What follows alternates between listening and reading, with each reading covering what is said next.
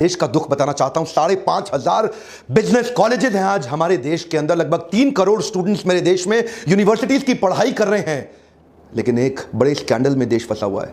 आप जानते हैं, आज एसोचैम की रिपोर्ट बता रही है 93% स्टूडेंट्स जो पास आउट हो रहे हैं ना, या तो वो अंडर एम्प्लॉयड हैं या अनएम्प्लॉयड है। आज देश की समस्या अनएम्प्लॉयमेंट नहीं रह गई है, आज देश की समस्या अंडर एम्प्लॉयमेंट बहुत बड़ी है। एक स्टूडेंट जो एजुकेशन लोन लेके, माता पिता बड़े सपनों के साथ उसको भेजते हैं एमबीए इंजीनियरिंग के कॉलेजेस के अंदर, हेफ्टी लोन लेता है 20 लाख रुपए। आज एक अच्छा प्राइवेट कॉलेज चार्ज कर रहा है 20 लाख रुपए लेने के बाद एनपीए 147% बढ़ गया है। लोन की रीपेमेंट स्टूडेंट कर नहीं पा रहे, जितनी की उनकी तनख्वाह लगती है उतने में वो उस इंटरेस्ट को भी मीट नहीं कर पा रहे। उसकी एजुकेशन लोन की किस्त तो बहुत छोड़ दो, क्योंकि इनकॉम्पिटेंट फैकल्टीज आती जा रही है।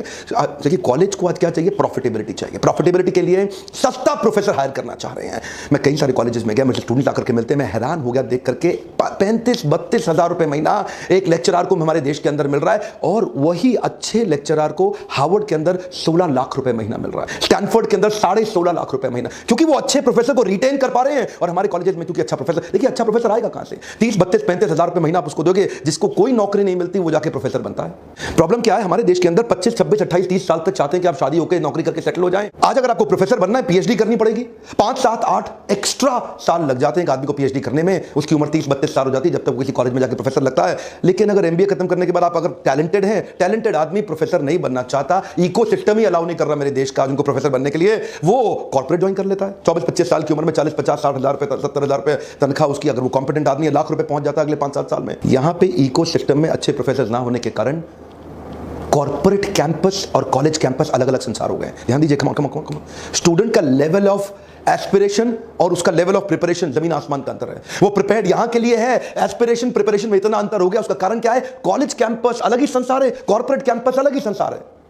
इंडस्ट्री रेडी स्टूडेंट दे नहीं पा रहे। आज महारत्ना, नवरत्ना, पीएसयू हमारे देश के अंदर, उन्होंने 28% नौकरी, न्यू जॉब हायरिंग कम कर दी, क्योंकि लीन मैनेजमेंट स्ट्रक्चर ले रहे हैं, ऑटोमेशन आता जा रहा है, आर्टिफिशियल इंटेलिजेंस बढ़ता जा रहा है, लीन मैनेजमेंट प्रोसेसेस बढ़ते जा रहे हैं, जॉब्स कम हो रही हैं। और जिस रेट पे आज देश की इकोनॉमी ग्रो कर रही है, उससे कहीं ज्यादा रेट पे देश में इंजीनियर्स प्रोड्यूस हो रहे हैं। वो इंजीनियर्स कंज्यूम नहीं हो पा रहे। पिछले कुछ सालों में 70% एमबीए एनरोलमेंट बढ़ा है, और वो पेपर पे तो लिटरेट है, पढ़ा लिखा है, लेकिन नौकरी एसोचैम बता रहा है एवरेज बी स्कूल से निकलने के बाद नौकरी 10,000 रुपए महीने की मिल रही है। सिक्योरिटी गार्ड को भी नौकरी 10, 12, 13 हजार की मिल जाती है। ये हमारे एमबीएस का हाल है।